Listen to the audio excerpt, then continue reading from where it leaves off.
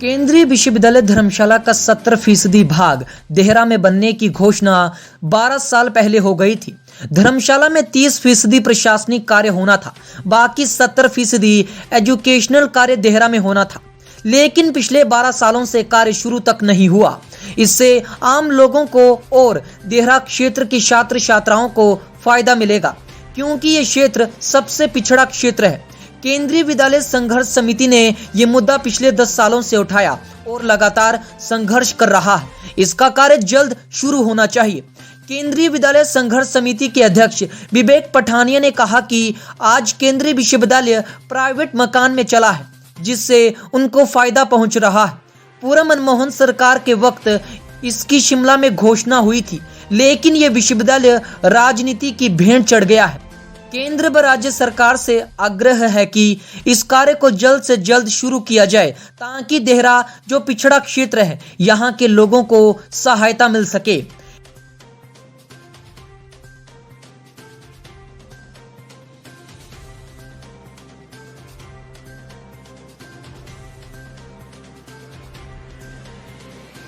थी विगत जब सरकार थी, उन्होंने घोषित किया था 70% जो है इसका यूनिवर्सिटी का जो भाग था वो ये घोषित किया था देहरा के लिए, और 30% जो है वो धर्मशाला के लिए।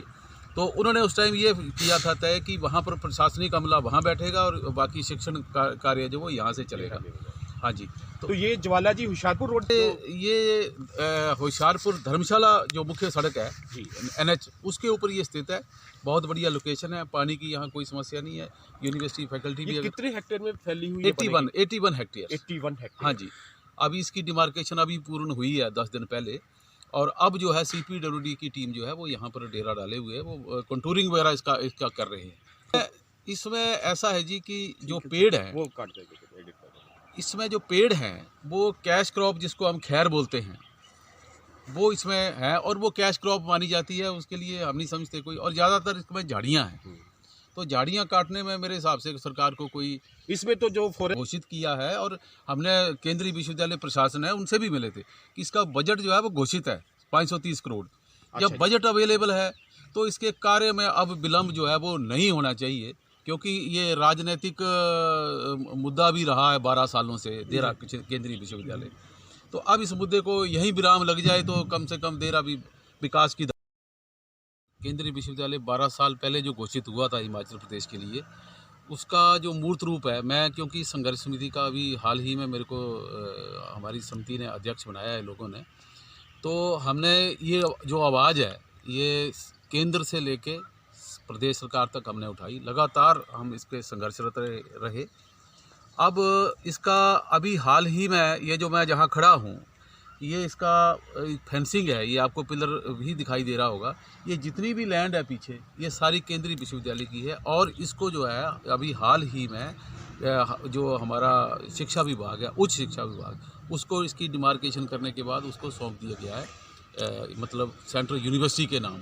अब एक सप्ताह पहले अभी CPWD जिस एजेंसी को इसका निर्माण कार्य दिया गया है, उनकी टीम अभी यहीं पर ही अभी डेरा डाले हुए है, और वो कंटूरिंग वगैरह इसकी कर रहे हैं।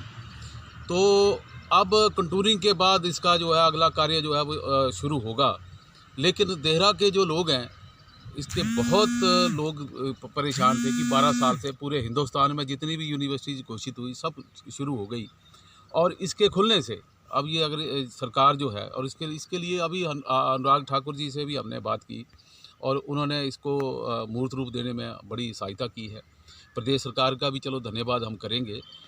अब इसका जो अगर ये यूनिवर्सिटी बनती है, क्योंकि देहरा सबसे पिछड़ा हुआ भौगोलिक परिस्थिति अगर देखा जाए, सबसे पिछड़ा हुआ प्रशासनिक दृष्टि से देहरा एक क्षेत्र है, क्योंकि सबसे ज़्यादा पिछड़ापन अगर कहीं है तो देहरा में। अगर ये यूनिवर्सिटी बन जाती है तो इससे एक तो क्षेत्र के बच्चों को इसका लाभ मिलेगा, उच्च शिक्षा हासिल करेंगे। देश विदेश से बच्चे, अभी भी यहाँ पर किराए के भवन में यूनिवर्सिटी का जो चल रहा है शिक्षण, तो उसमें बहुत से बच्चे हमारे अलग अलग स्टेट्स के बच्चे आए हुए हैं। तो 400 के करीब बच्चे अभी हैं।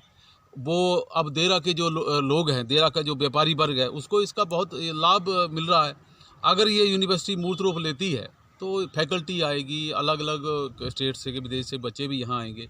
एक तो लोगों को रोज़गार मिलेगा, और दूसरा ये है कि देहरा भी कहीं ना कहीं विकास के इसमें प्रवेश करेगा, क्योंकि अभी बड़ा पिछड़ापन है देहरा में।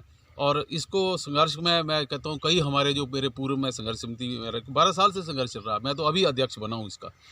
तो उन लोगों ने, कई तो बेचारे इस दुनिया से चले गए।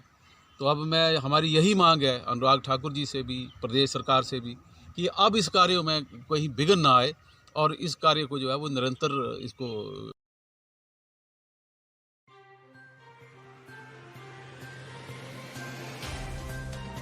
हिमाचल प्लस न्यूज के लिए शिमला से पुष्पेंद्र चौधरी की रिपोर्ट।